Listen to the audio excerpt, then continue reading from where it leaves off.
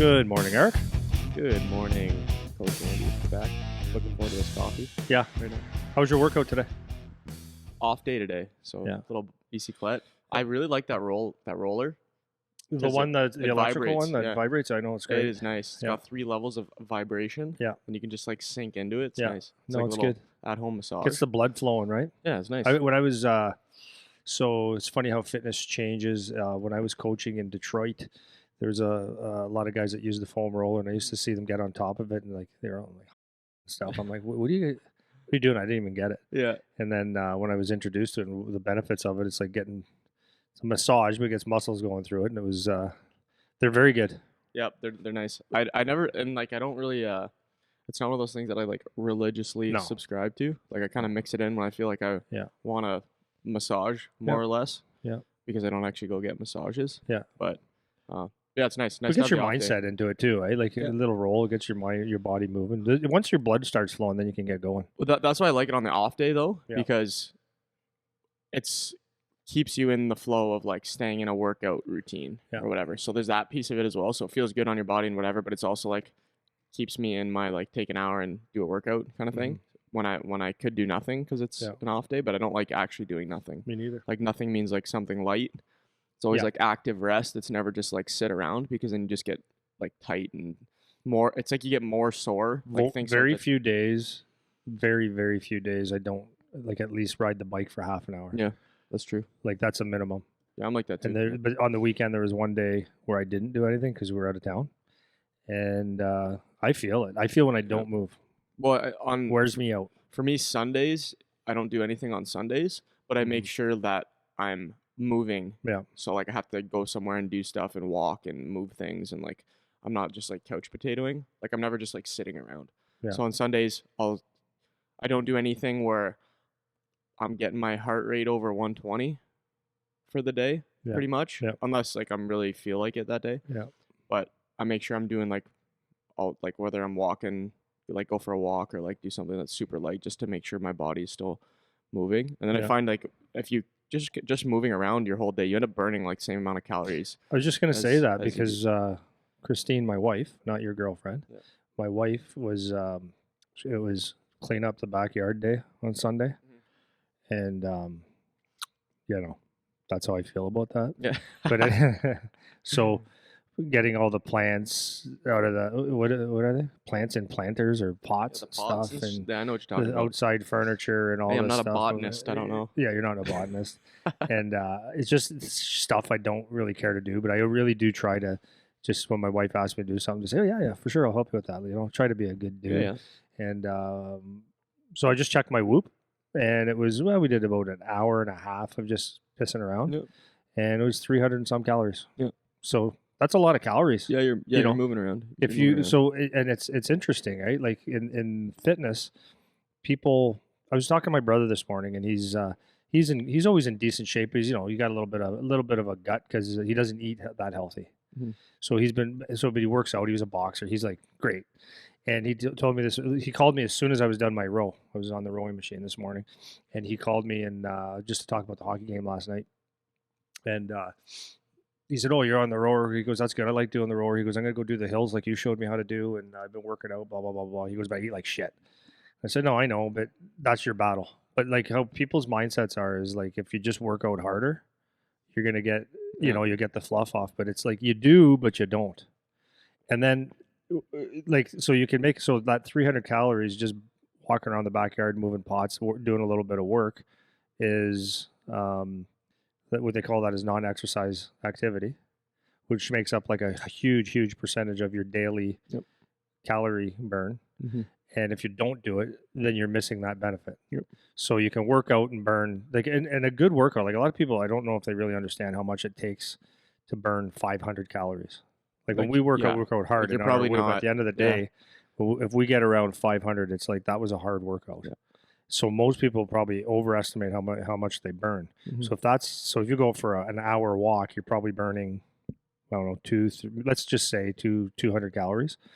It's not a lot.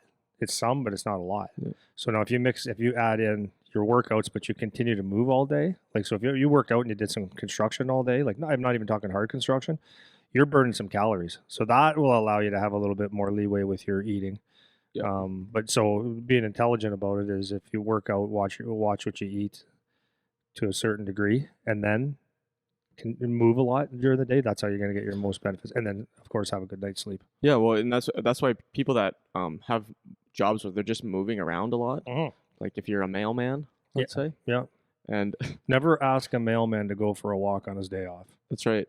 That's right. Well, so you think even if you go for a walk for an hour, let's say you burn, because it would be a stretch unless you're clipping. Yeah. You're probably maybe if you're lucky 100 calories. Yeah, let's say you're moseying around Yeah. because you just have little movements to do, and it's 70 calories in an hour you burn just from walking around. Yeah. If you do that for 10 hours, that's 700 calories. That's right. Right, and that's more than you would burn in any workout Yeah. that you'll do. Yeah.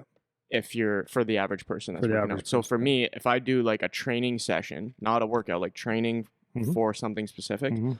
and I'm giving her, I'll end up somewhere between 500 and 700 calories Yeah. in my workout. Yeah. And that's going hard. That's for hard. like an hour. That's hard. right? Hard. Yeah. And that's the thing I tell guys working out here. It's like you think about like just do the math, right? Like you're in here for an hour a day, maybe 2.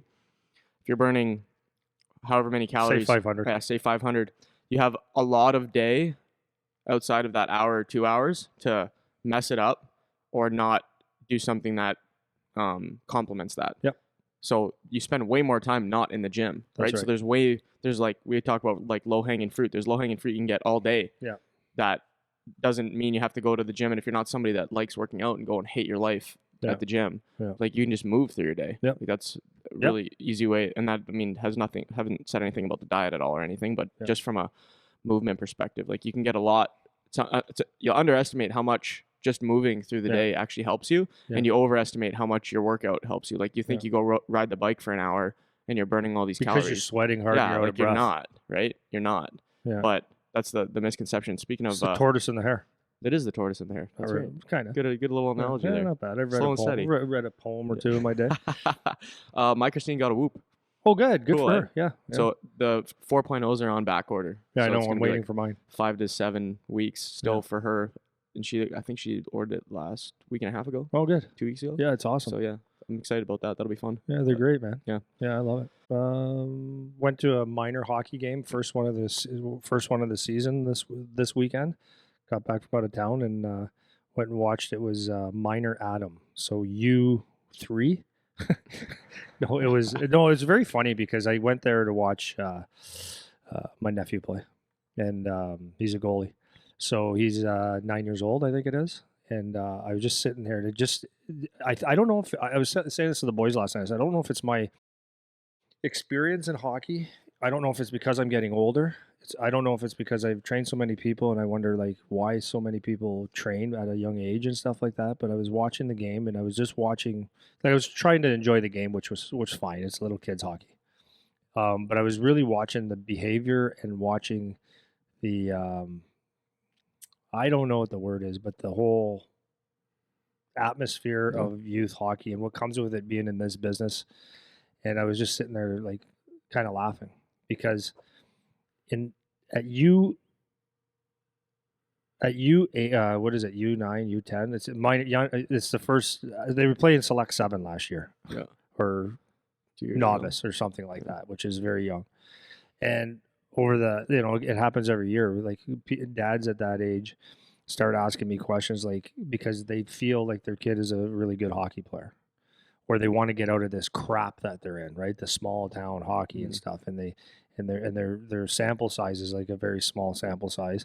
And the question always is, should we move up? Like there was one guy around here last year saying, should my kid move up and stuff? And I'm like, oh, he's 7 or 6 at the time. It doesn't matter. But I'm watching the hockey, and this is not to be an ass, okay? But I always tell people, I go like, you don't know what type of hockey player he's going to be, even if you think he's good at 8 or 9 years old, or 10 or 11. There's some signs, but so anyways, I watched this and I went, wow, these people are like, the parents are making decisions and are really, really, really invested in the game, with training and, they got to get them on the ice all the time. When I watch this game, I'm watching like, it's not hockey yet. It's just not hockey yet. Goalies, the goalies Can barely butterfly, man. Like, Yeah, you know what I and mean? like my Like, nephew moves around pretty good. yeah, But having said that, I said there's not big time shooters yet. There's yeah, a lot of net. He doesn't and he did pretty good. But you're playing against like a anyways, the hockey is not, it's just little kids hockey. yeah. So my point of that is I'm watching it, and I'm watching like the seriousness of the coaches wearing their shirt and tie, and the preparation, and the or if you would call it preparation, and the seriousness of the coaching, and the um, and the bottom line is that was supposed to be, I was told there was someone on the ice that day that's supposed to be like sick. So it took me a while to figure out who it was, and what I noticed is like he's a pretty good little player. Like he skates like a good, powerful, nice looking stride and stuff, but there's nowhere in the way he plays that I'd say that, well, yeah, that kid's got something. Yeah. So anyways, my point is that the parents in they invest so much time, and they invest so much money, like thousands and thousands of dollars at an age where you don't even know if your kid likes hockey. Yep. And you brought up a good point the other day, because we were talking about some of the habits. Habits isn't the right word. Some of the what parents do to ensure their kids get the right help and all that kind of stuff. And you said it best. It goes, I think a lot of the times parents do it not for, they never say it to like if the kid who was at home doing their stuff and bugging the shit out of dad and mom about getting more, can I get more? Can I get help? Then that's a good thing. But I think a lot of the times the parents are the ones seeking it. Yeah. And your comment was, you think that a lot of the people do it, a lot of the parents do it for them rather than for the kid. Yeah. And I thought about it. I'm like, yeah, that's a really fair statement. Really fair statement. Well, it actually bugs me because the way I said it to you when we were talking about it the other day was like you're taking advantage of a little kid. Yeah. Right. Like even though it's your kid, you see it in their eyes, man. When you talk to some of these parents, it's like, tell me who this is for right now. Yeah. And like when your kid is 10 and 11, like just enjoy the game, man. Like enjoy the process. Like your kid's having fun playing a game, being on a team, like making friends, like doing all that kind of stuff. Like that's what it's for when you're a kid. It's about being fun. It shouldn't be you're treating your kid like a soldier from day one to be like the best hockey player ever. And it's because what ends up like a lot of times what I find is like, and there's exceptions to this obviously, but it's a parent who like never played or wasn't successful playing, or like almost played, or like almost made it, or almost this or whatever.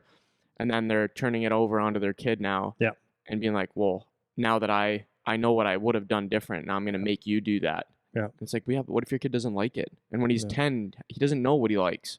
No idea. And I was talking about, looking at some of these guys that are playing in like OHL and stuff now. It's like, and these are the kids that were like, they drove the ship to decide, the kids we know I'm talking about, because obviously there's exceptions, but like the kids we know that are playing in the OHL, everything was all hockey all the time. Like you weren't twisting their arm to get them to play. You weren't making them train. You weren't telling them to shoot pucks. You weren't telling them to go practice. You weren't doing any of that. It's like they just went and did it on their own. And like some kids, like, because when I was a kid, like my dad gave me a little bit of a push. He didn't just like totally let me dictate. And I'm not saying you can't ever give your kid a push or anything, but for me, when it came down to it, like when I was 12, 13, 14, it was like I was just doing it myself now. It's like I was 14 and I was practicing all the time. Yep. I was training all the time because I wanted to. And like nobody was making me or forcing me to do it. And it wasn't for like when I watch some of these parents, it's like you're losing your mind watching this game right now. Yeah. It's like, who's this game for? Like, is it for you? Because that's what it seems like a lot of the time, and bouncing up to the OHL stuff again. It's like those kids are kids that, for the most part, just really love playing hockey, and like all they wanted to do was play hockey, and it wasn't somebody twisting their arm to make them want to do it or whatever. Even though some parents obviously have other motivations sometimes, but for the most part, it's like the kid has to love hockey, so give him a chance to be a kid and figure out if he likes the game first. Yeah, and it's like I hope that doesn't come across as negative, like to people, like you shouldn't train and you shouldn't play, you shouldn't be all into it, because like here's what I think that hockey, and it's so hard for people because you can get caught up in your kids, you can get caught up in your life. For a lot of adults, they may have missed the boat on their own success in life, and so they feel like, okay, I got to teach. I think teach my kid how to work hard and all that stuff when you don't really understand what that means. But also a lot of parents are bored, so a lot of the times it's like what they look forward to so much is getting together at the hockey rink, and Yeah.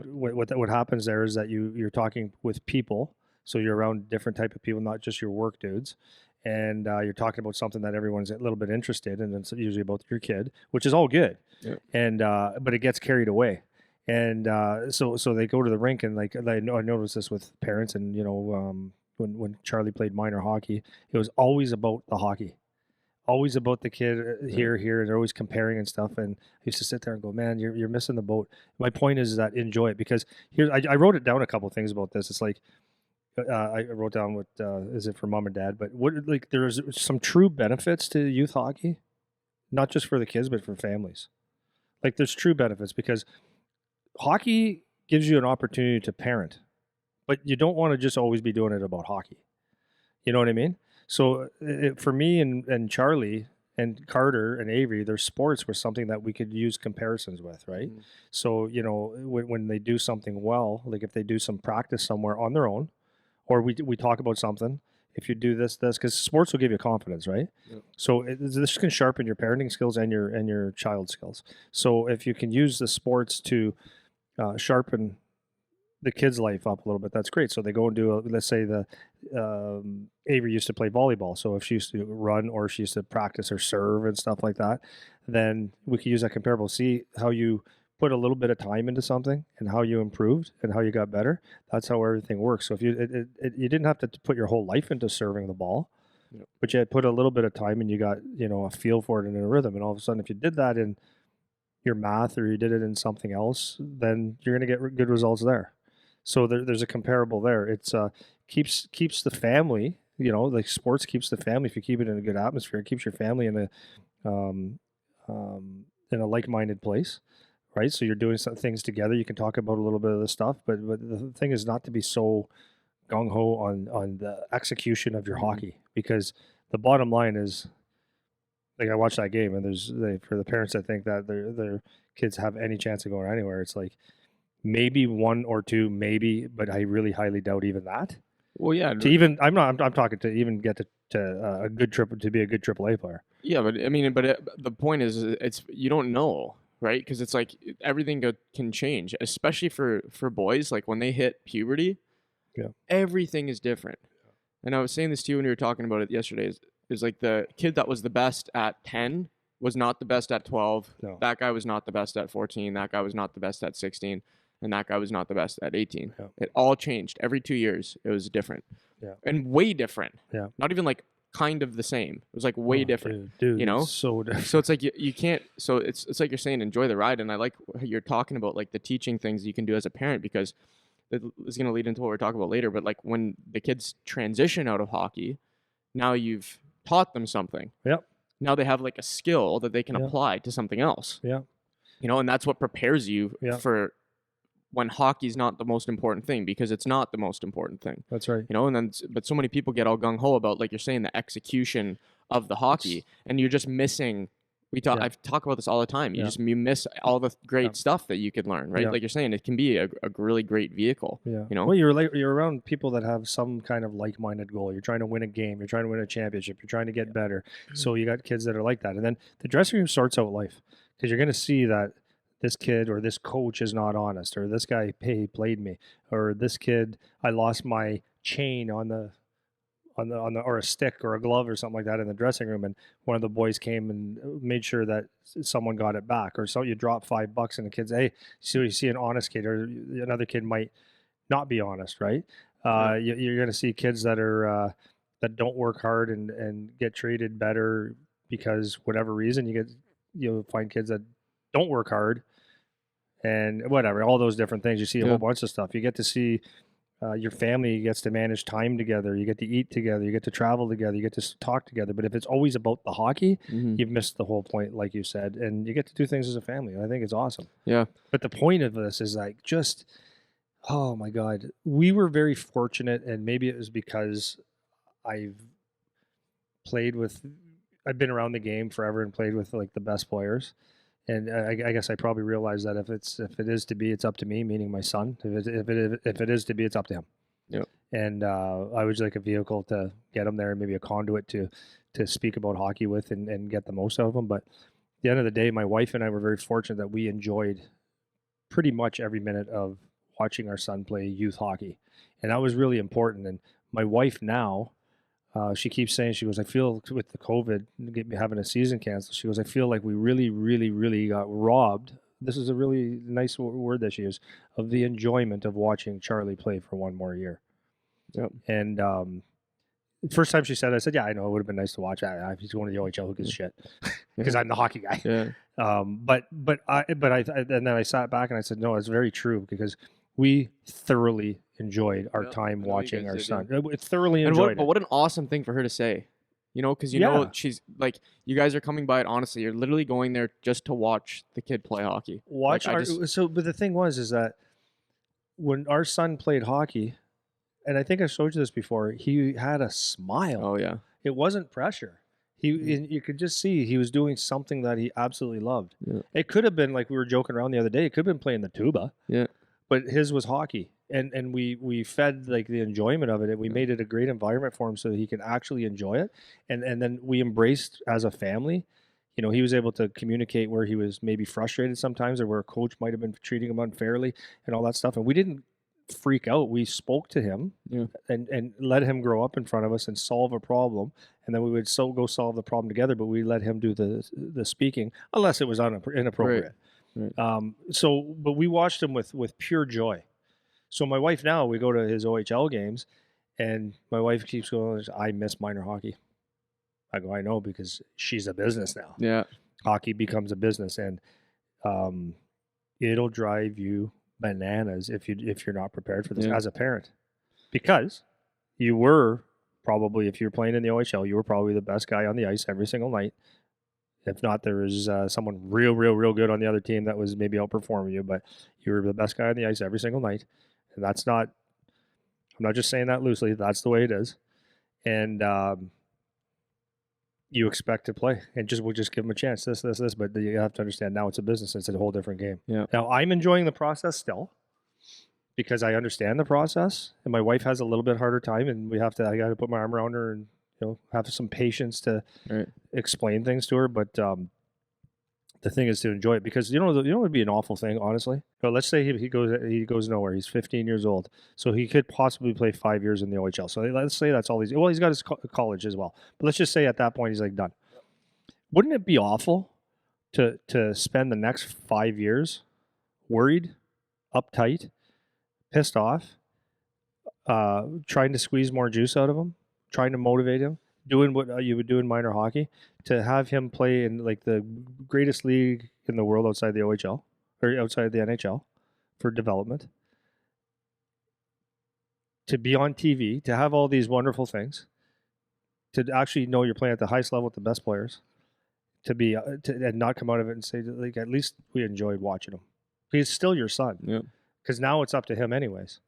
And that would suck to be 21, 22, and for us to look back and say just bad things. Mm-hmm. Coach Totally. didn't give you a chance, this, that, because I've seen parents do that. Yep.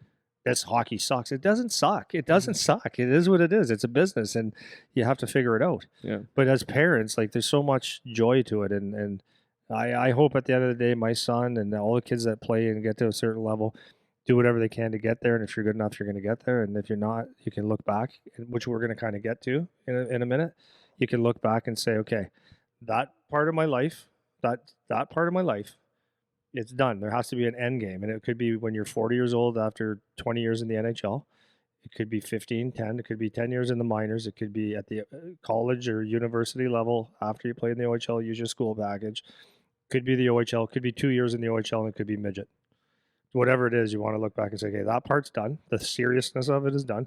How do I apply this to my life to have a successful life? Because hockey doesn't last forever. Yeah, 100%. Well, the parents, like that time when they're playing minor hockey, just to circle back for a sec, like, you don't get that back, right? That's it. It's done. And like, even for kids, like, it doesn't come back. It's over. And for me, like I've never actually talked to my parents about that. I would like to hear their perspective on like when they think back on how that was, because I literally hear more about you and Christine watching Charlie. Like my parents and I have never really talked about. I know Yeah, really, yeah. my mom, she always says like she loves watching hockey. She loved coming to watch and like all that stuff. But I never really talked to my dad about it. Mhm. But my dad was a little bit more, not a little bit. My dad was a lot more like thumb on me Mhm. while we were doing it. Mhm. So I think it would have been like there was probably a lot more negatives that he remembers about it because of that too, Yeah. which is shitty. Like you don't want to Yeah, have to. and then, so I'm looking at your dad's perspective, and he's probably saying, I'm putting money into this, like a lot of Yeah. money, and I don't really understand the game, but I think my son's pretty good. So like, come on, let's go. 100%. So I kind of get that, And but I it's totally like, get that perspective too, Yeah. right? But it's the bottom line, like you said, enjoying the going through it process.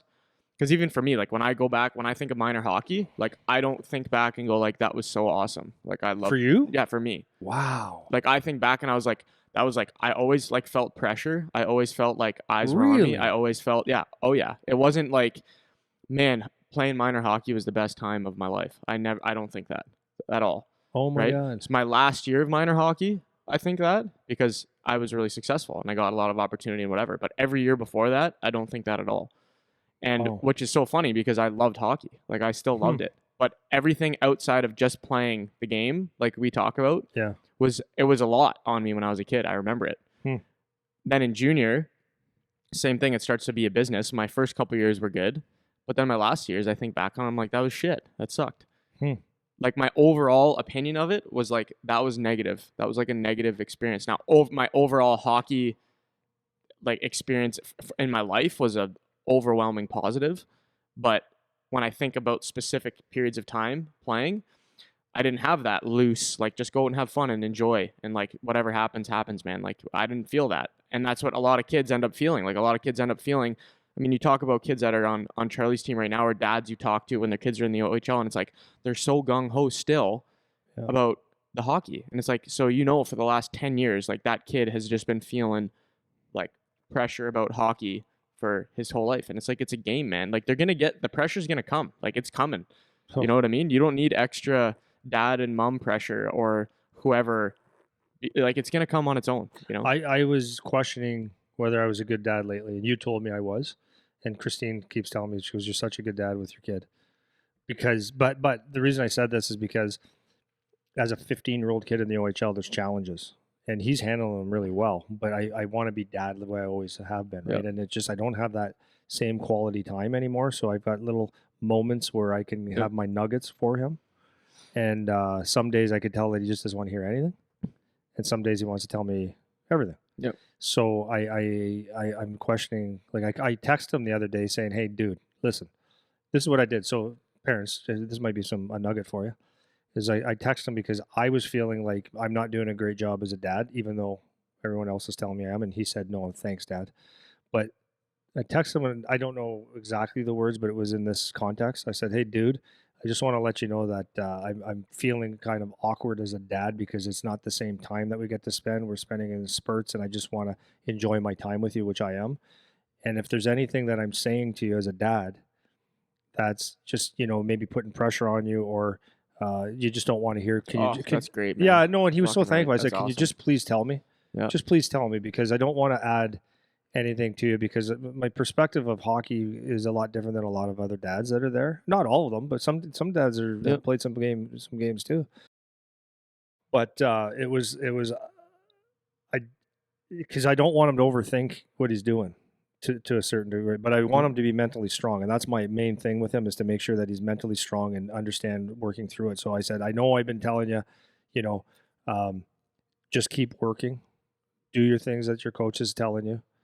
Your time is coming and all that stuff. And I said, if it's too much and you don't want to hear that ever again, just tell me. And then if there's anything you want to bring up, just bring it up to me and I'll be glad to do it. So I can wait for you. So and I said, I love you more than anything in this whole world, bud. And that's the important thing. Mm-hmm. So he texts me back like 2 seconds later. He goes, "No, Dad, everything's good." And he goes, "Sometimes I just need to vent though." I said, "Perfect." And I said, "That's great." And, he goes, "I love you, Dad. Thanks." That's awesome, man. That's fantastic. Yeah, because I don't ever want him to come out of a game where because I don't even, to be honest with you, I don't even know what the challenge is anymore. because I'm 52. The game is a little bit different, and maybe it's better than when I played. Maybe it's not. I don't know. Coaches are maybe worse. Maybe they're better. Like, I love everything about his team, but maybe there's a lot there. And just the one thing that I say could just, oh my, I don't want to be around dad right now. I don't want that. Yeah. I want it to be just like when he was a kid. The safe place is coming home to dad and mom, so we can good parents, and it's a place where it's all love and like honest love. The love doesn't mean it's all hugs and kisses all the time. Sometimes it's just straightforward talk. But I want it to be a place where he knows that home and dad and mom is a place where he can just be him. Yeah. And because he'll figure out the hockey on his own. And at this point, I never was that, but there's nothing I can do. Yeah. Except for be a support system for him, and it's up to him to be a pro hockey player now. Yep. And he's gonna figure it out, or he's not. Yeah. Or he won't. He'll be good enough, or he won't. But that's your role as the parents too now, right? Yeah. And again, what you're doing is you're whether or not the hockey works out is you're getting him ready to play. Yeah. Right. You're getting ready to play in that environment, and then has tools outside that environment now, right? So if hockey doesn't work out, then he's not just an idiot living in the past of when he played junior. That's right. And that's the one thing I remember when I started playing with the university, and now that I'm done playing, there's all these guys that I played with, and they're like still living in their playing junior hockey. Like, they haven't moved on, right? And it's very sad. Like, it's very sad because there's so much that they could have gained or lessons they could have learned in growing up and like acting like a man in the world and like going and making a life for yourself and all that. And there's so many kids that missed. Like, I couldn't believe it. I remember in university, like, I'm in university now. Like, I'm 23 years old. Yeah. And I'm watching these guys that some of them I played junior with. Some guys came from the OHL. Some guys came from pro back to play. Yeah. And I remember like just watching some of their behavior. And I'm not saying like you can't go have fun or do anything. That's not what I'm saying. Right. But I'm saying your mentality, your outlook on life should now be different than when you were 17 in junior. Yes, because your 16, 17, 18-year-old self, when you're striving to get to the next level of hockey, that's over. For the most part. It's over. It's over. It's over. Yeah. So you should be transitioning now into, okay, so how do I now take my experience in life, and because hockey has been the vehicle up to now, how do I transfer that into my next thing now? How do I find what my next thing is, and how do I apply it? And it might still be something hockey related. Yeah. Because most guys that really truly love hockey never really get out of the game. They always end up staying involved in some. I'm a good example of that. Yeah. Right. You end up staying involved in some way because that is what you're passionate about. But how do you apply that now to make that work for you in life? Yeah. And for kids that when they go through junior, when they go through minor hockey, and if all it ever is about is the outcome, the hockey outcome, then these kids, you end up being like a guy that I played with in university that is at the back of the bus having 8 beers on a Sunday when he's got class the next morning, and it's just fun to keep partying because that's what we did in junior. So what you're saying is the youth hockey lifestyle never changed. Yep. But their actual lifestyle is not on the same trajectory as that was. That's right. So they're just going down a bad path. Yeah, you can't get away with it. Like wasting time. That's right. You can't get away with it anymore. Like when you're 17 and 18, there's some tolerance for, okay, these are teenagers trying to figure it out. When you're 20, now it's like, okay, we should have like a decent mindset now that we're 20 years old.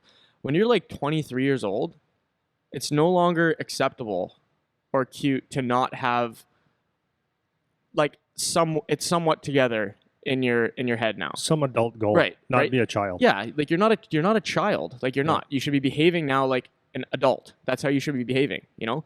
And everyone keeps saying, like, I remember when I think back on like my grandparents and stuff, and like even my parents, like my mom was 23, had 2 kids. My dad was my age and started a business. Yeah. My grandpa came over here when he was whatever he was, 20s, with nothing and couldn't speak English, and built a house and started a family. And it's like now kids are like 25, 26, and they're still in university living at home, right? And now I fall into that category. I just finished school last year. Yeah. I'm 26. Yeah. And like you can see the pushing off of life just keeps getting later and later and later. Yeah. And it doesn't need to.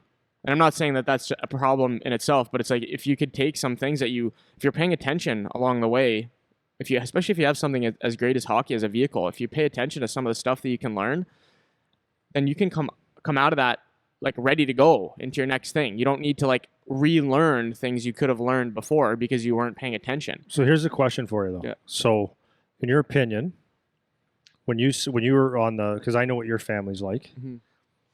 when you're on that bus or you're in the dressing room and you see a guy 24 years old, like you got to make a little bit of wiggle room for it because you're still playing hockey. It's still a hockey dressing room. It's still the bus. It's still the road trips. Like you're still in that For hockey sure. atmosphere. 100%. And hockey players are their own world. Yeah.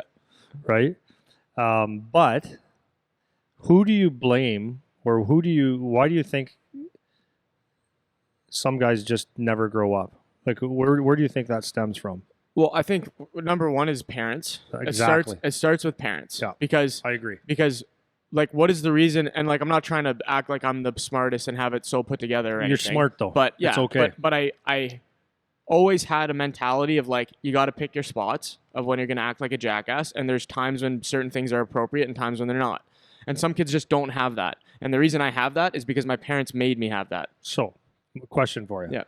Do you think like sometimes my wife drives me nuts with it because I go, yeah, well, he'll get it, man. Just relax. But then I sit back and I go, but that was smart because you're on it. So, for example, if Charlie says something about somebody to someone else, like say there's a couple guys around, he'll say something about someone else, and it's not appropriate. Like not even not appropriate. It's like Christine will pull him aside. Unnecessary. And say, like well, yeah, and if Christine will say aside, if they weren't here right now, what'd you think? Who would you think if they were here right now and they heard you say that? What'd you think? Charlie, what if those three people there just started because you're in a profile now? What if they start tweeting or saying, "Oh, Charlie said this" to a whole bunch of, and it starts going out? Yep. So she's taking behavior where it's very innocent or harmless, but she nips it in the bud right sooner before it becomes a problem. Yep. And I think that little thing like that transfers into the big things later on. Absolutely. And it's like you said, like there's a balance too, right? Because you don't want to be the parents that are always nagging your teenage boy because that's a recipe for war with your teenager. Yeah.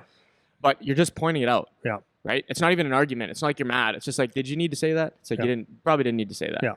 And then you just let it marinate. And that's how the kids start to learn lessons, right? Yeah. But so I think first, to your question, it's parents that start with it. Yeah. And then sometimes it's just the hockey environment.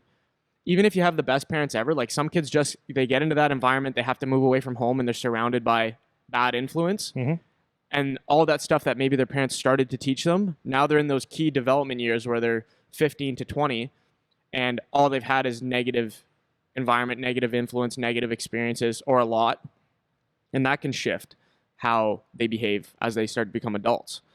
And like, unfortunately, the hockey environment, when you talk about being in the dressing room in particular, especially if you're playing elite level, everyone cuts you a break for your behavior. Yeah. Unless you do something really over the line. Yeah. But you can get away with a lot. And people hold you to they think that you're all that and in every way because you're good at a sport.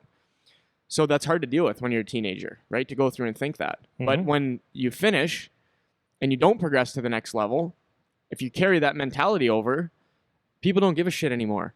No. When you're 16 to 20 in the OHL and you're at the peak, you're playing in the highest development league in the world and everyone is paying attention to you, you have a lot more leash on, treating people like shit, for example, right? Or being a dummy, like not having a brain about whatever other things you should be paying attention to. Yeah. You can get away with that more because you have this focus right now. You have this thing you're working on right now.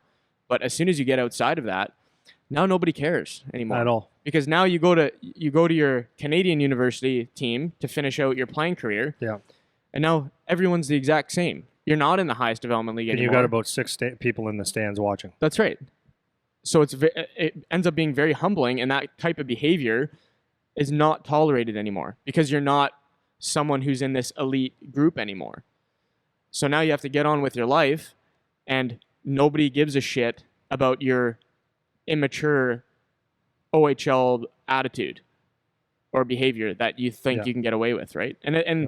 it's not like it's I'm not saying that these like kids are doing anything that's ridiculously inappropriate or anything. No. But it's just like that, like treating people like shit, or Yeah. not having a brain about things, Yeah. or not being able to organize your life or manage your time or get basic tasks done, or being unreliable, like those types of things.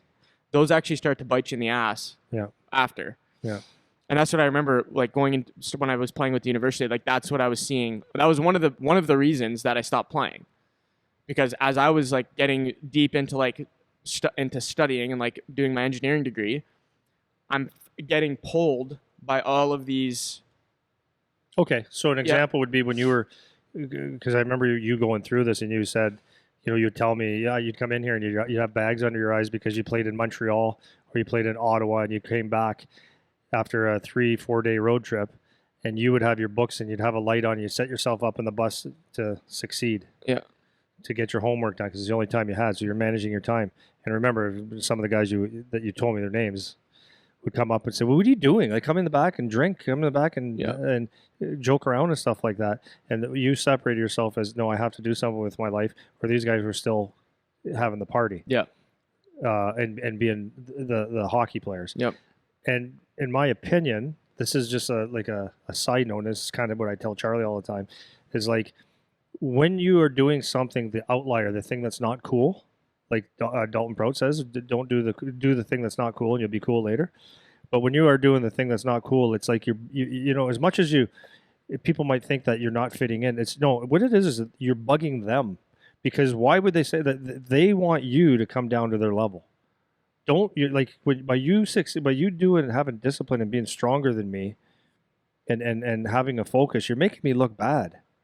So I gotta try to drag you down, and then and I think in the dressing rooms and like with Charlie, I've said this forever. I said the guys that are the loudest and the guys that have something to say all the time, are the guys that are really trying to be the hockey beauties, like in every way, shape, or form, through their words, through their maybe they buy the Gong Show clothing, whatever. You know what I'm talking about, and try to live the hockey lifestyles. The guys that do that the most are always the most insecure guys. Yep.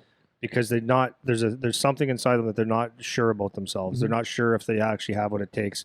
So you, the disciplined guy that stays after practice and wants to shoot pucks or stay in the weight room, or no, I want to have a salad, not the chicken wings. Like, not to say that whatever. It's just an example. But just all those little things, when you continually are on the path of doing things right, you're shining a light on their insecurities, and they need to drag you down. And they don't even know that they're doing it that way. Yeah.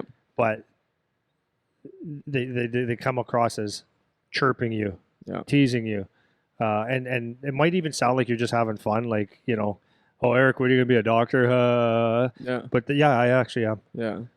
But they make it sound like it's just like a joke, and they're just Yeah. But hopefully it affects you so that you come back in the back of the bus and be an idiot with them. Well, and this is the problem with just like the hockey environment in general. Like, this is something that I'm hoping to change, because we start working with kids when they're young. Yeah.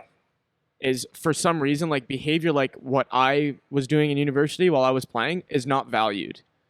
So like, think about what you just said. I know the behavior that you did in university, like homework, time management, preparing for your future, is not valued. Not valued. No. And it is embarrassing. Like, it's embarrassing. And this is why hockey players have such bad reputations as a group. Do you know what else is funny about that? So if okay, no, I don't want to use his name. If a kid that has an OHL package that gets their school paid for chooses to piss that away, at least it didn't, like, I'm not saying at least, but at least it didn't cost them money. But these other kids that don't have an OHL package that they're actually paying for their school, now you're really stupid. Yeah. Now you're pissing away thousands of dollars. Yeah.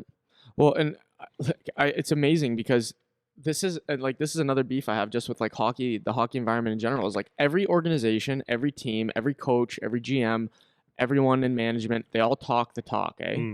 Like, they all say the things they're supposed to say. We value character. We value like that the boys are all hardworking and the way they treat people and all this shit. And when it comes down to it, like, it's your behavior tells me what you think. Yeah. And again, like, this is one of the reasons I stopped playing, because you look around at what the team is valuing, what the coaches are valuing, who's being rewarded for what types of behaviors. Mm-hmm. And it was like, this just does not align at all Yeah. with what I'm trying to pursue as a person. Yeah. So So you're sitting there, just I want to clarify that. So you're sitting there as a university player, Mhm. and the system is saying we want character people. School comes first. Hockey's always second, but it's very important. Mhm. All that stuff. So then you put time into homework first, and there's no reward for that. You put time into on the bus behaving, acting professional. You got other guys acting like a bunch of jackasses, but still, it always comes down to who can perform the best on the ice for me tonight. Yep. And it has nothing to do with That's anything else. And that's how it is in every league, Yeah. everywhere. I don't care what anyone says. No, I right? agree. I agree. Even like I agree. guys get chance after chance after chance after chance if they're really good, and that's fine. That's fine. Yeah. But it would be nice. That's the business of hockey. Yeah, that's the business of hockey, because at the end of the day, it's about your bottom Just line. say that. Though. Yeah. Don't bullshit me. Yeah. Like, and that was one of a huge problem that I had when I was playing. It was like, I get it, but this is a bunch of bullshit right now. Yeah. Don't Because a coach or the people running an organization are talking out their ass. Exactly. We value character. Yeah. And it was funny in the interview process with Charlie. Hey, okay, it's actually funny after, because we take a lot of pride in having a good kid and a smart kid and doing things right and all that kind of stuff. So he had all the teams interviewed him and stuff, and it was all those things. Okay, so just think about this. The new thing now in the last few years of hockey is like size is not that important. What do you think the first question is? Pretty much on every interview. How tall are you? How tall are your parents? Yep. How big are your feet? Like something like that. All that stuff. That's always like pretty much number 1, 2, or 3 questions. Yeah. How big, and how big do you think you're going to be? All that kind of stuff. Yeah. So size isn't important. Okay, that's a lie. It is important. Yeah. It's actually very important. And you watch my kids' games, and as much as you can say size isn't important, on the at the other side, there's a presence and there's a thing that the big guys give you that can compete. That they make a difference. Yep. So going off that point, when you're the best player or when you're the top players, why do teams tolerate that? So why would that team be willing to pick the kid that's more of an asshole? Like, why is they say character is a top value, but then their behaviors show that it's not a top value, right? It's a value as long as these other boxes are checked already. Then we value character after that, right? So, why is that the case? So for all these top players, again, at the end of the day, it's about winning games. It's about selling tickets. It's about making money. And if this kid will give me the best chance at winning games or draw the biggest crowd or whatever, that is a higher value than, is this a good person? Yeah. Which, that's fine. Like, that makes that, from a business perspective, like, what do I care if the kid's a shit kid or not? If he puts people in the seats at a base level, it's like, I get it. then that I get the perspective, right? But, and I'm not saying all the best players are assholes either. That's not what I'm saying. But a lot of times the top players, people say this all the time, like, there's an arrogance that they have. Like, they can do no wrong. Like, the one guy that we had playing was like Big Show. His dad was telling us that the kid was like, Big Show, sup fellas, like when he sees them or whatever. Yeah. It's like, hey man, like, you're 16, like, settle down. So, like, why does that kid think it's okay to behave like that? And this is getting to like the root of why? Yeah, this is getting to the root of my argument. Is like, you're trying to prepare kids to transition out of hockey after. And if they end up being professional players, great, like, bonus, that's awesome. Mm-hmm. But like, why does this kid think that he's Jesus Christ coming into this organization? And that, again, it's parenting, and it's whatever their environmental influence was around. Yeah. And so a lot of times when these kids are the best, they're treated like they're pampered and they're catered to, and they get everything they want because whether that's the parents or the people around them that do that. And then even when they're in the OHL, when they're the best players, they get whatever they want. They get special treatment. They get all this stuff. So obviously, as a teenage boy especially, you're going to start to think you're the shit. Yeah. And it just doesn't have to be that way. It doesn't have to be like, and I'm not saying you can't treat your best players like with special treatment. I'm not saying that, because that's just how it is. Like, they get more privileges because they're the best player, and that's okay. But the attitude part of it should always be something that's checked. Like, it should always be like, this is how you treat people. Like, you make sure that you behave like a good person. And I couldn't believe, like, like unreliability of some of these guys that I played with in university. Like, just quick side note story. We would have 7 a.m. spin classes before class on Mondays, which is fun. Like so annoying, right? Like nobody wants to do that. Especially a lot of the guys would go drinking on Sundays, right? So, but that goes a lot to what you said about the bullshit. Like they say school, hockey second, all that stuff. So you're in university and your coach is saying, no, even after a road trip, I need you, even though you in engineering do not have the time for a 7 o'clock spin class. You don't. No. You didn't. No. But no, you need to be there because hockey's more important than school. Right. Even though the curriculum says no, and the statement and our core values say blah, blah, blah, integrity, all this shit. But it's just empty platitudes. I don't care about that because I'm the coach and you need to go in the spin class. And that's what it is. It's just empty platitude stuff that sounds nice. Yeah. And so we have to show up at 7 o'clock. So what time is 7 o'clock spin class? 7 o'clock, man. Yeah. Why are you late? You're on your bike at 7. Yeah, like why? 6:58. And so I got a bunch of grown men. You're grown-ups. So these are between 20 and 26-year-olds. Yeah. And most of them are like 23 and older. And it's like, how are you not on time to this right now? Even if you don't want to be, or they show up and like their hair they just got out of bed 5 seconds ago. Yeah, like I'm here. And like I'm here to go through the motions and like what, and it's like that isn't how the real world is, man. Like you can't do that. You're gonna show up to your job looking like that. Yeah. Your boss is gonna walk in your office when you have a job and just be like, "Dude, what are you good? Like you look like you're hungover." You know. I hope this doesn't kill your flow. No, go. But speaking about on time, I'm going to allude to this after when I talk about Dalton. Is we had a kind of a bet the other day. So for everyone here, there's love this. Charlie's billet in Guelph was talking to me or speaking to someone in Guelph who's like very wealthy and always has business opportunities, and he wanted to speak to me about a product or a business idea, and he thought maybe I could help him, maybe. So I'm like, yeah, for sure. I said, number one, if it goes nowhere, I love speaking to people that are smarter than me because there's a lot of things that you can just learn, period. So anyways, he called. He says, so he set up he touched base with me and he said, what works best? I said, Mondays or Tuesdays, mid-afternoons work best for me. Okay, I'll call you at 3 o'clock on Monday. I said, perfect. So you and I were sitting in the office and we had a bet. I said, my experience with people, because I'm always an early guy. If I have to be somewhere, anywhere, if it's 7, I'll be there probably 15 minutes early minimum. I'm always early. So I said, I think it'll be early. And you said, I think it'll be right on time. And then I thought about it. I said, yeah, probably, because he said 3 o'clock and it's like time management and professional and success and all that stuff.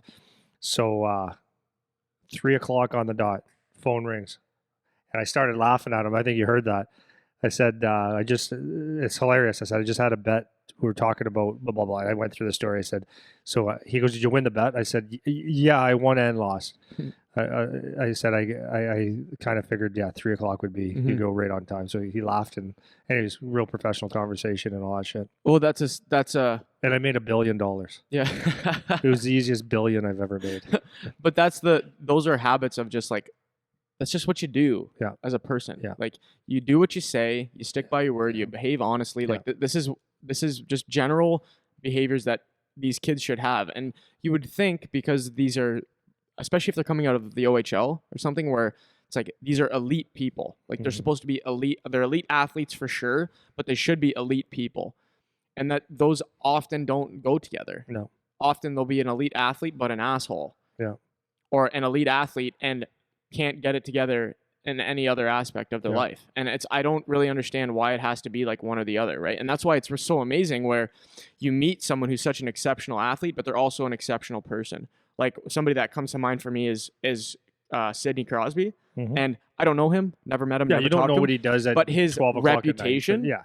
his reputation is like, this is like, he's a good dude, has his shit together. He's never in any scandal about doing some stupid shit, partying after the Stanley Cup. He's going and doing like volunteer stuff. I just read a story about him the other day. He went to, after they won the cup in 2016, he went to like a veterans hospital or something to talk with all these guys about. Actually, this is a really nice story. I'll go into detail on this. I love it. He went to, so it was a veterans hospital for like injured people or Yeah. something like that. Yeah.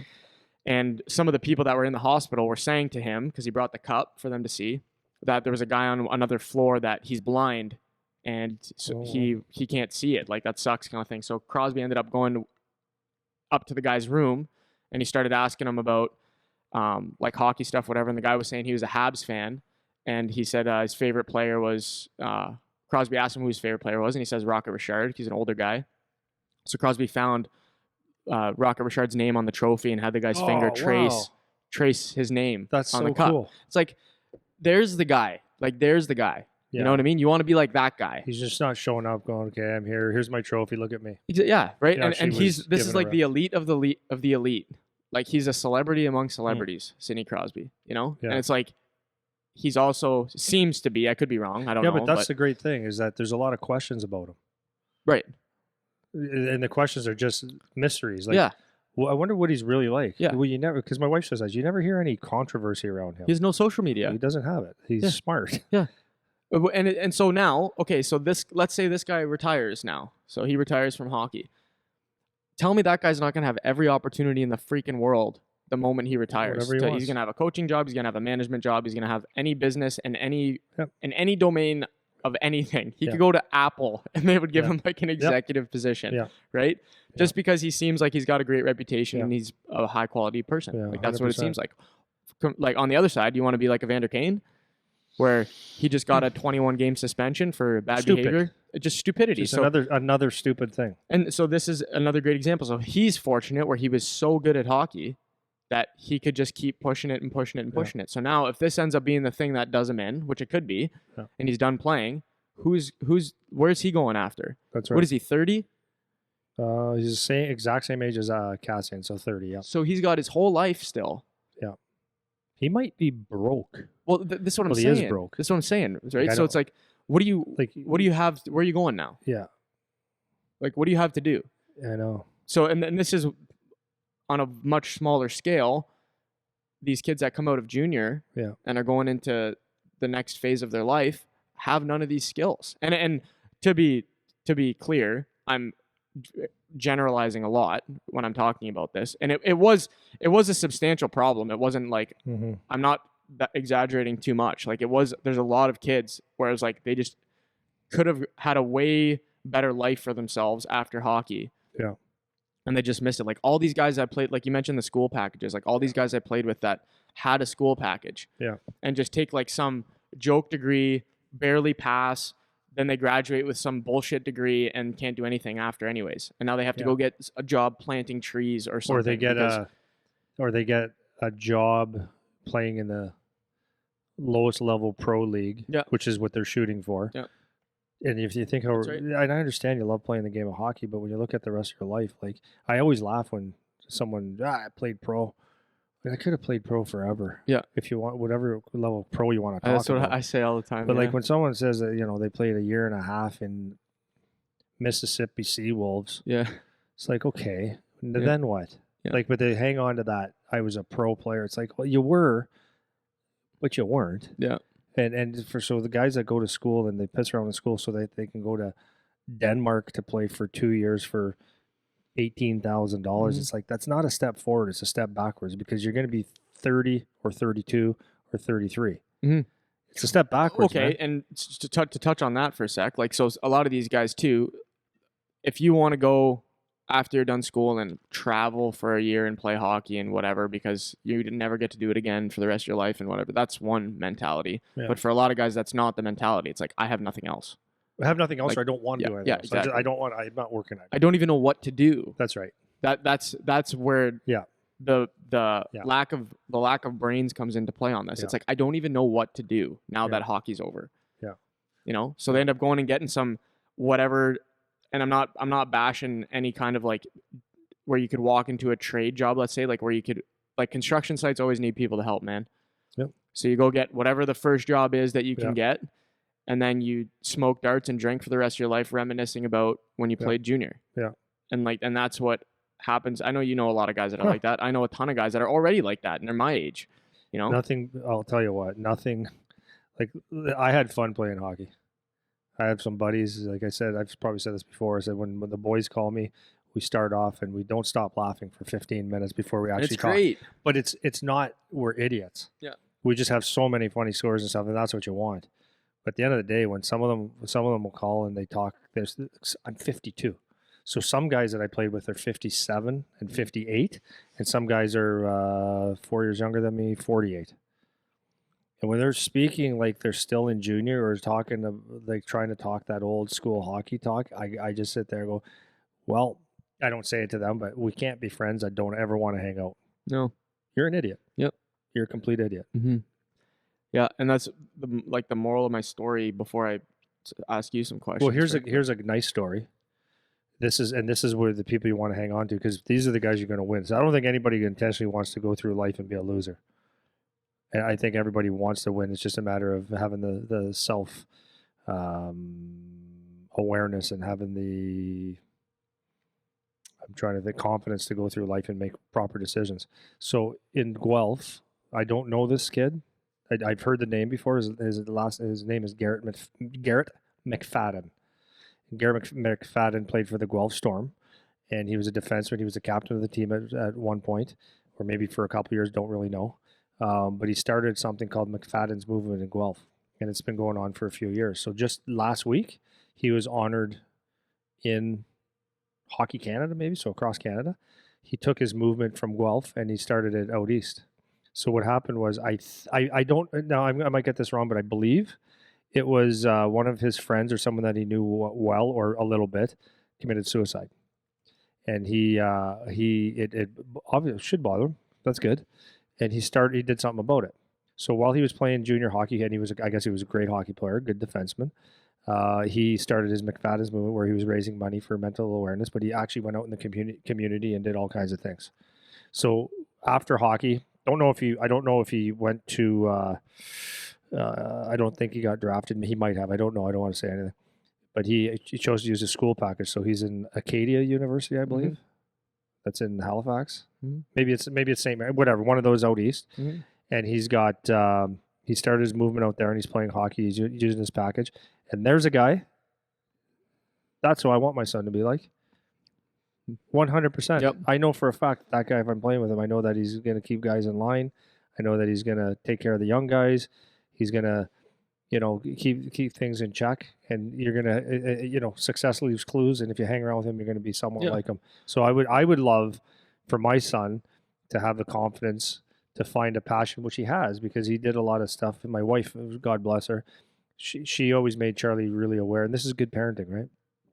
It's not me. This is my wife. I'm making that real clear. My wife was always every Christmas with all our kids, she used to say, okay, it's Christmas time and we have to take care of people less fortunate. And I would, at first I was like, okay, that's nice. And then she put like money into it. She'd take the kids out and say, what do you think someone that is homeless is going to need? Oh, gloves, socks. Yeah. What about toothpaste? What about soap? What about this? So my wife would go and buy, I'm talking lots, but the kids would pick it out and they would deliver it to people. Yep. So Charlie has always been aware of that. So every time he sees someone in need or something like that, he's always aware of it, and we're always donating. So to the point where I tell my wife, I said, "Could we keep some?" And I'm being honest. Yeah. But so we started doing some stuff with Charlie's teams, and Charlie was kind of in charge of getting things going about raising money for homeless teens and homeless people and stuff. And with all the stuff that he has going on, it's, you wonder how, but I hope that's something that he continues in Guelph or as a hockey player, to always remember that we're fortunate.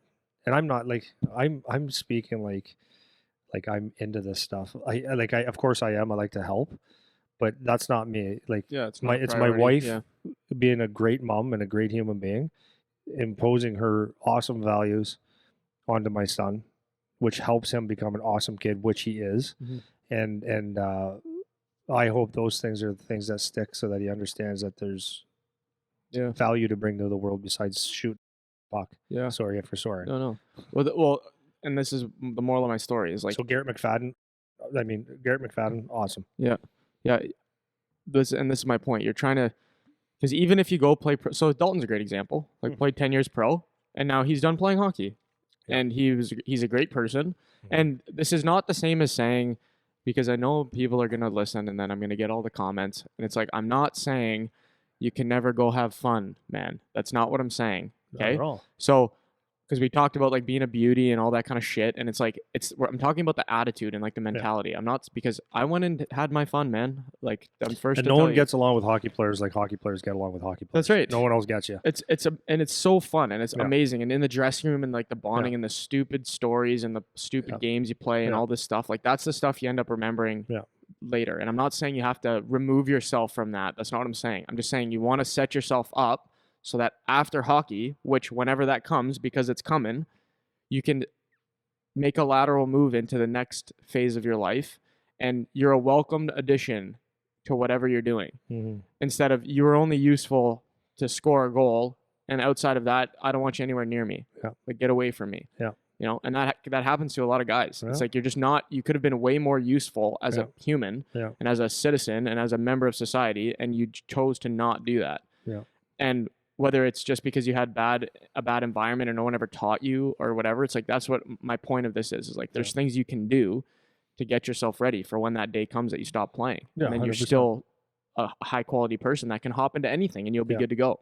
Yeah. You know? So I wanted to throw the question back to you now. Yeah. Because you have described yourself as like after you finished playing hockey, especially, as you didn't really have any guidance. You didn't know where to go. You didn't know what to Right. do when Yep. you were fresh out of the OHL. Right. So now that you're 52 and you have a successful business and you've been in business for 20 something years and you've trained all these high quality players and you're still involved in hockey, what were kind of like, how did you get yourself kind of on the tracks?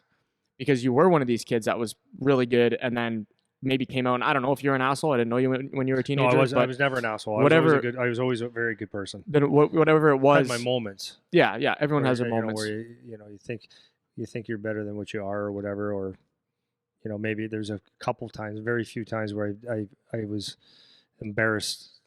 When I even think about it now, embarrassed about maybe the way I may have treated someone, but that's only been a couple times, and I actually apologize to those people. But what I was getting to the question of like, so when you transitioned out of hockey, Oh yeah, how yeah, Sort of. I get that.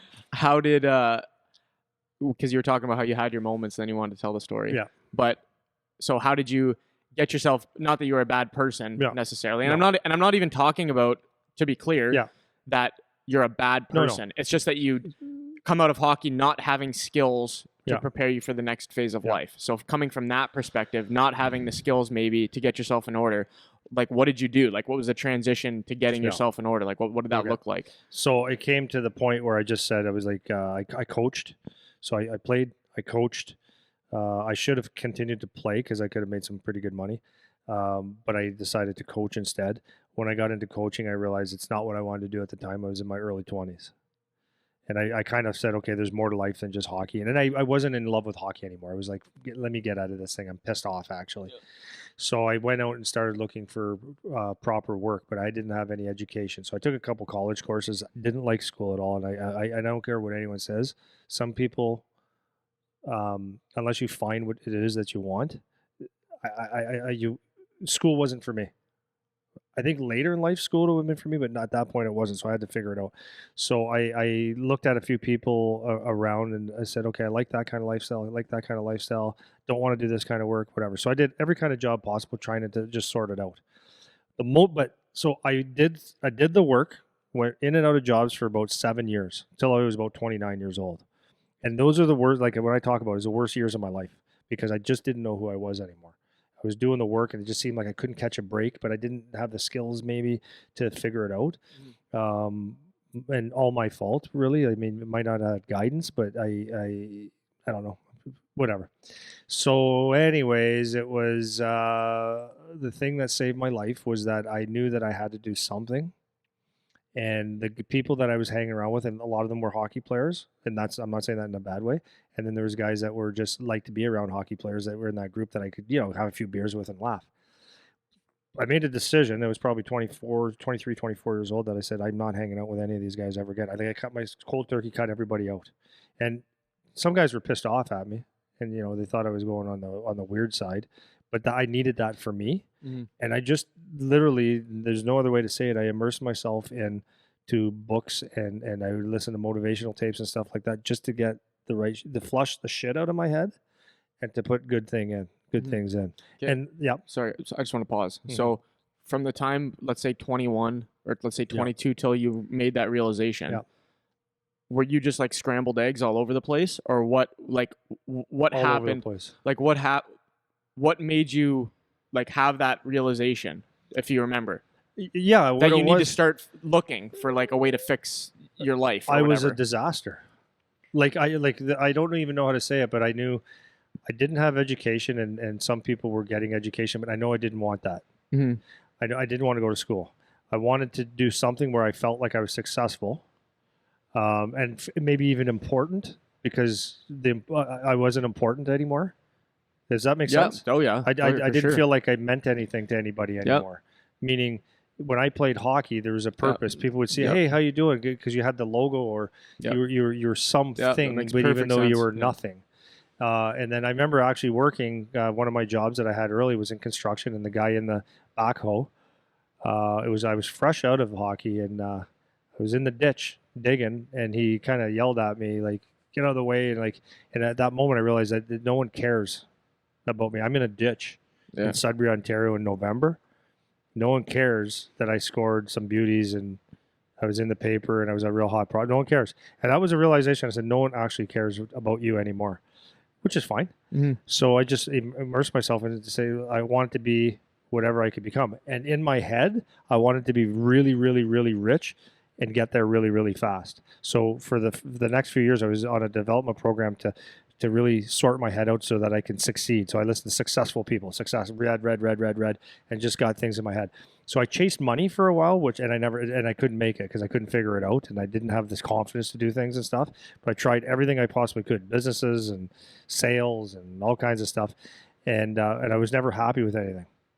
And then I sat down one day, and I tried writing a book and all this stuff. But what it was is I got back into hockey a little bit, and I realized, and the question I always asked in those times was, what is it that, like, I had a really good job with Pitney Bowes, sales and marketing rep, could make a ton of money. And I go, I don't want to do this. I don't want to talk to someone in an office about their copiers or their mailing equipment or their digital, if they even had it then, renewing leases on that. I said, I don't feel like that's a purpose in my life.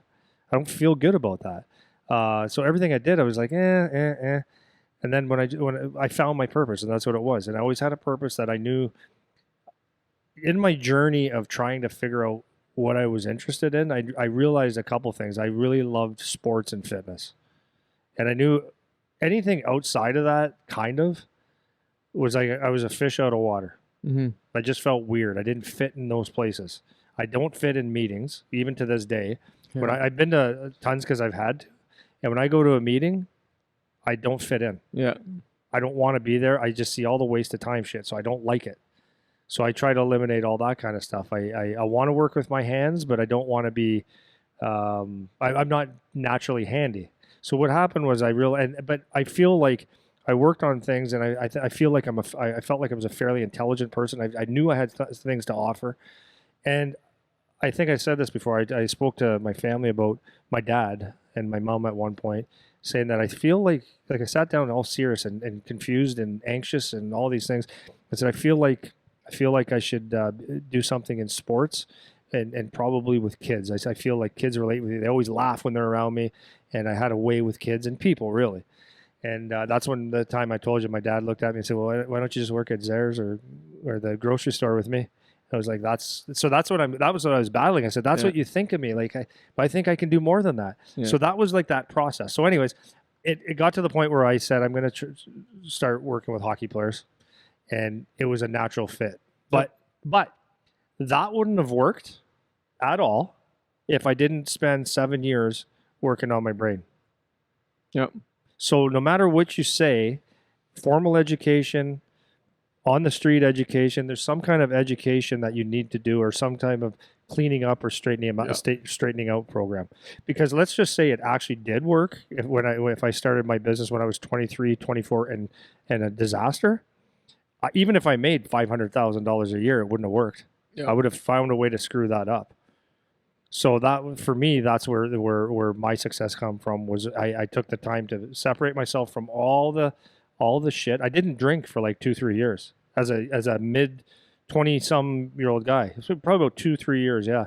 And maybe like it was a Christmas, I had a couple, and I was like, you can't be doing this again. I was so hard on myself. Yeah. So, but that's what I actually needed to do. Yeah. So when you started to get back into, you got yourself back on track and you started to do things to be successful Mm-hmm. outside of hockey, even though it was Mhm. still within hockey, Yeah. but like just in life. Yeah. Was there a point where you had like you realized that, oh, like a lot of these lessons from hockey are starting to click in, like I can apply some of this stuff? Like, was that ever a connection that you made, or did it just Absolutely. naturally flow to? Absolutely. And it was more like more the mistakes I made. Right. So I used when I was doing the business, it's like, oh, the reason, like I pieced together, like I could connect the dots on. If you do that habit again, you won't have success. Mm-hmm. So, does that make sense? 100%. Yeah. Not so much that, oh, work hard, get results. Work hard, get results. That's obvious. Yeah. But it was more like, if you don't do this habit, you're going to end up where you were. So it was like I connected the dots that way more Right. than the lesson of, Yeah. this I got equals you. that. I got Yeah. you. So then another thing that we've talked about before is like, so for me, I was always somebody who was like really great with like time management stuff and scheduling and Yeah. routine and all that stuff. That was something that came more natural to me, and I got into that early on. Like when I was in my first couple years of junior, I started to pay attention to that. So I came out and I went into university already having like some of these skills, Yeah. because I realized that I was learning them through junior. So using that as time management, maybe as an example. So if you look back now, are there certain skills that you missed, or that you that would have served you a lot better had you maybe paid attention to it or pulled that out of playing hockey? Like things you could have got out of hockey that you didn't get because you weren't paying attention, and now you're like, man, I wish I would have developed that before. Oh, 100%. Or whatever. So one would be to do things with an extreme purpose. That would be one.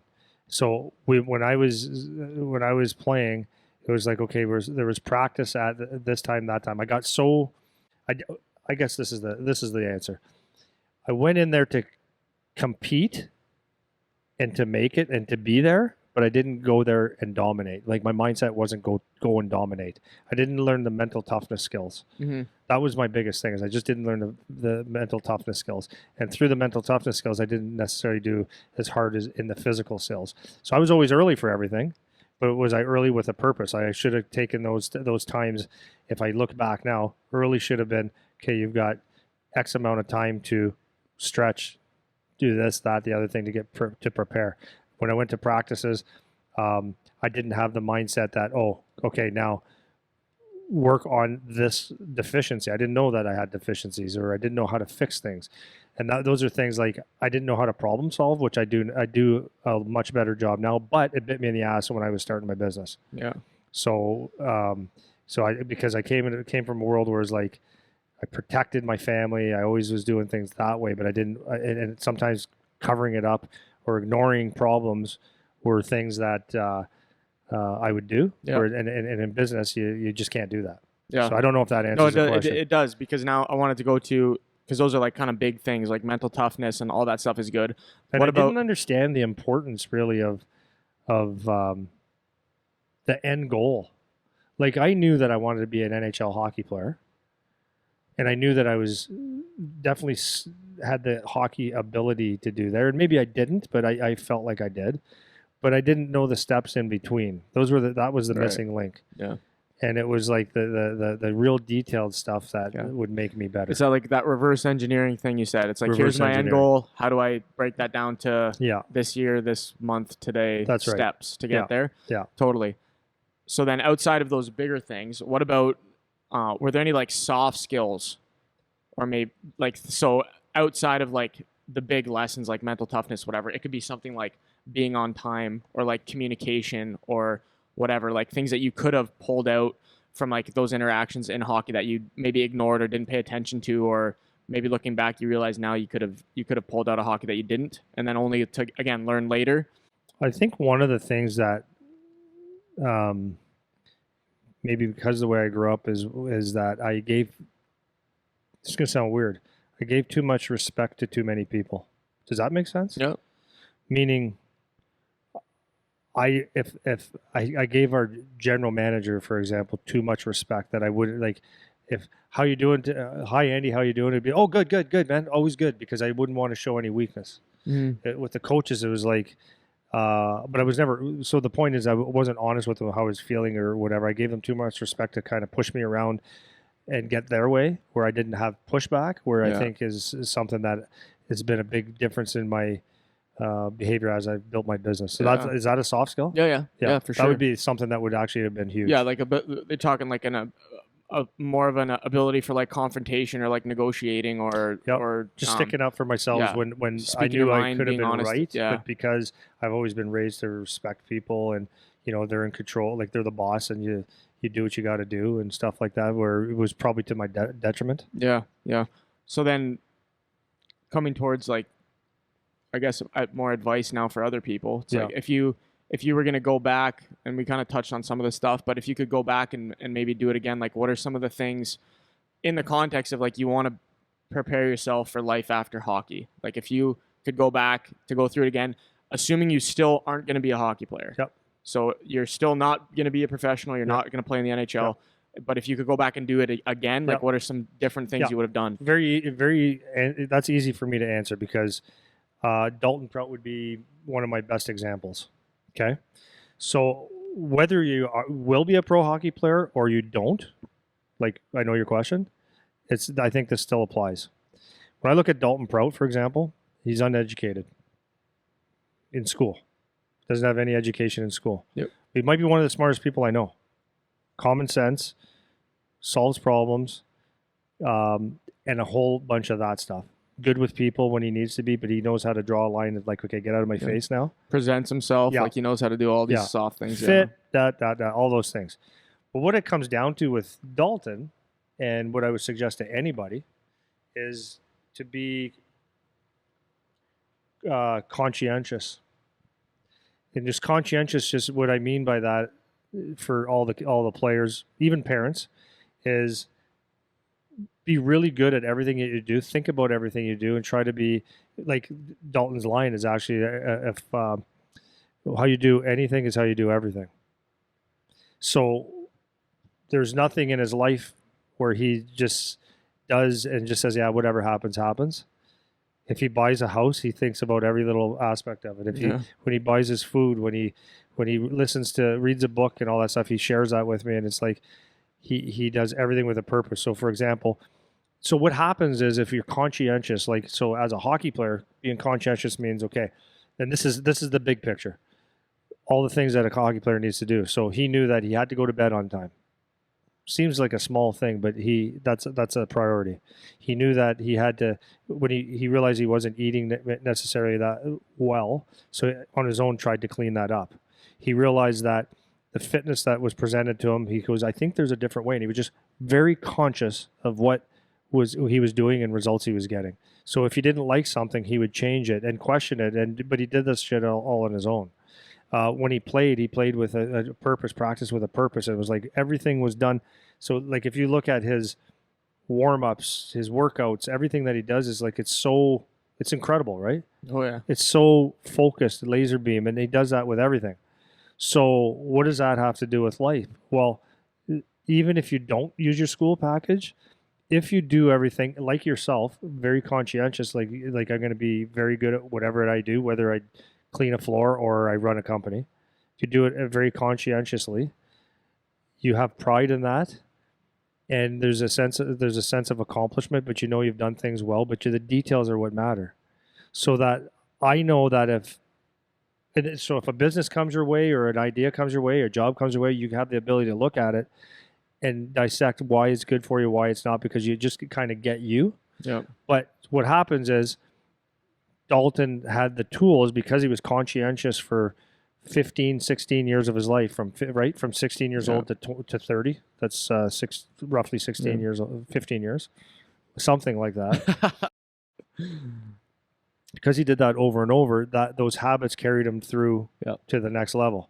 So when he was, so here's Dalton again. So when he came and saw me, was it 2 years ago, when he was contemplating retiring because he had a bad concussion, he went through the steps and he tried everything he could to get back, number one, and made a decision that following year that he can't play anymore because of his concussions. But in that time, he wanted to figure out himself and all the avenues that he could do or look at to get back. And he looked at, do I want to get in real estate? Do I want to do this? Do I want to do this? Want to do this? And after a lot of consideration and putting his hands on a couple of things, realized that he doesn't think he could ever get out of hockey. So because he was conscientious and did all the things, he had and smart, he started making phone calls. He said, I'm going to do 4 or 5 phone calls a day for X amount of time until just to find out where I should belong in hockey. So he thought it might have been player development and all these things. And he called pros, he called general managers, he called scouts and all these different things until he got his first break. And you know what? All the conscientiousness that he's had over the years is the reason that now he's a pro scout with Florida. And he would never be able to do that job because there's details to this. Yeah. He was going over the details of their scouting thing, and he's going to do an excellent job. But there's details, and without doing those details all those years, he wouldn't be able to handle this job. Yeah. You might think it's scouting, big deal. No. Right. There's a lot to it. Well, and put another way, like, so the word conscientious, like, another way of saying that to me is like the ability to have like critical thinking. Yeah. Right. And that's just an easier way maybe for people to understand. But that's the most valuable thing I would say too.